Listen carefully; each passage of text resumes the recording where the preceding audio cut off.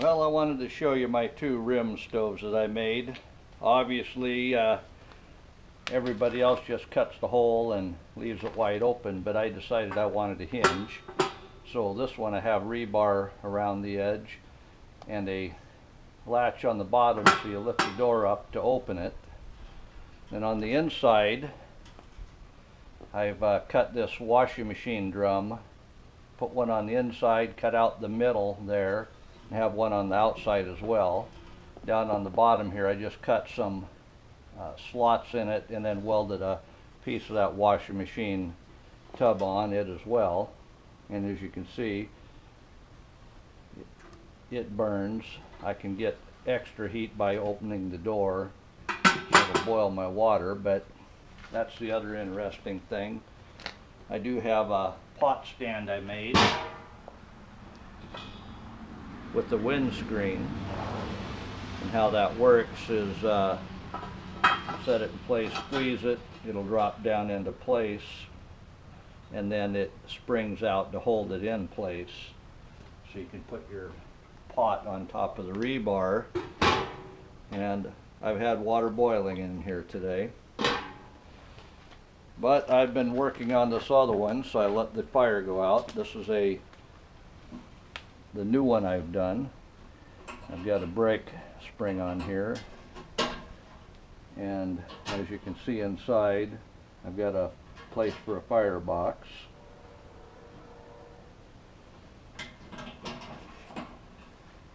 And it's what I call dry stack. This one's welded together, and this one's just set in place. And they are a tight fit. This drum part here is off of a hot water tank. It wasn't quite big enough, so I added a piece of metal to the back to push it out to the outside of the rim. And you can see that's just a piece of angle iron that I got into there. And then for air in the bottom, that washing machine tub with all the holes in it, I cut that off because the rim would sit over the top of it nicely. So I get this all back together and I'll light the other one up. Well, I have this stove lit for the first time, and I had my rim the other way around. I thought that's going to be a lot of wood I could throw in there. And if I flip it upside down like this, it makes its own windscreen. So by rights, I should be able to take the pot and set it on right there, and the flame still comes up around the outside there. Obviously I won't be able to grab the handles after the flame gets up enough to make that water boil, but I'm liking that. It has its own windscreen. The other thing I can do, since they're not welded together, I can flip it over and have a big pieces of wood inside there and have a lot longer fire. So I'm liking the idea that I can flip that over. Having a dry stack rim stove makes a big difference.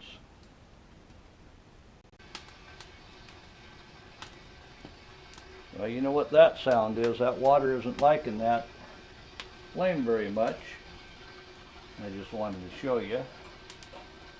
With this spring here, it keeps everything nice and cool, so you're able to open it up and add your wood or whatever. With this metal, it does let air in the full front of it, but it's not so much a gap that it will catch anything on fire on the outside. Obviously you don't want to have your stove in tall grass or around flammables anyway, but for a dry stack stove, I'm loving this one. Like I say, you got 4 pieces. You got the bottom piece, the bottom rim, so air is getting in through all these slots I cut up and inside the rim. I did have a pan I welded in the bottom so it doesn't just drop onto the ground. This is a hot water tank metal that I cut out, put the expanded metal off of the washing machine drum that I had. And then I have my top rim upside down, so I have a windscreen able to keep the pot a little bit warmer from wind that might blow against the pot and cool it off.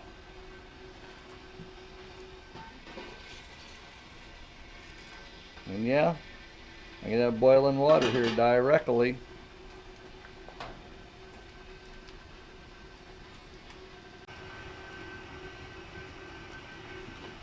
So I'll show you again how this door works. You can see there's two hinges here, and on the outside I screwed the metal to the outside, running my self-tapping screws to the inner part of the hinge.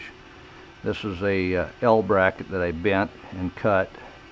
This was just a piece of metal I had laying around. I did put a screw here just so it wouldn't drop all the way down when I had it open.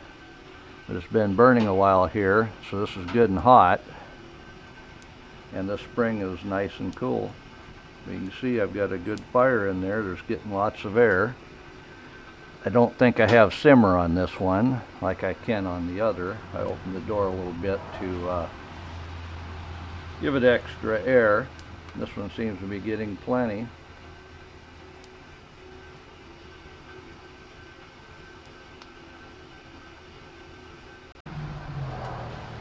Well, I am testing this. I have the door open and it does look like it supercharges everything, as you could well imagine.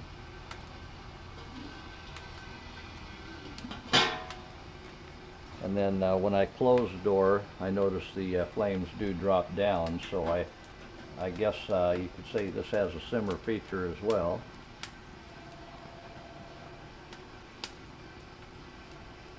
But opening that door gives it a good amount of air where it'll put out some heat.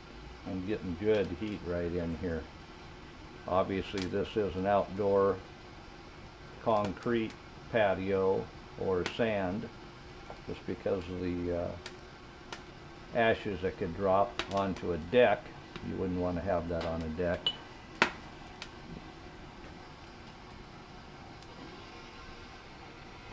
We're getting ready to boil though.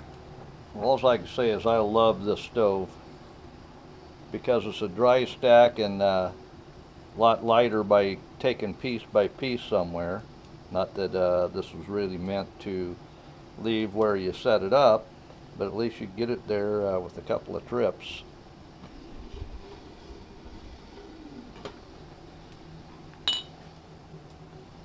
Yes sir, I like this stove.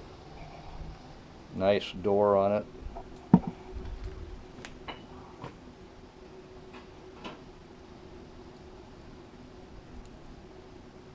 Get a lot of wood in there.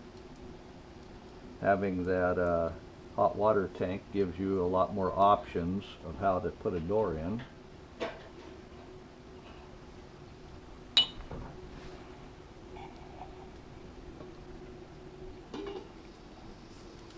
And we're boiling away.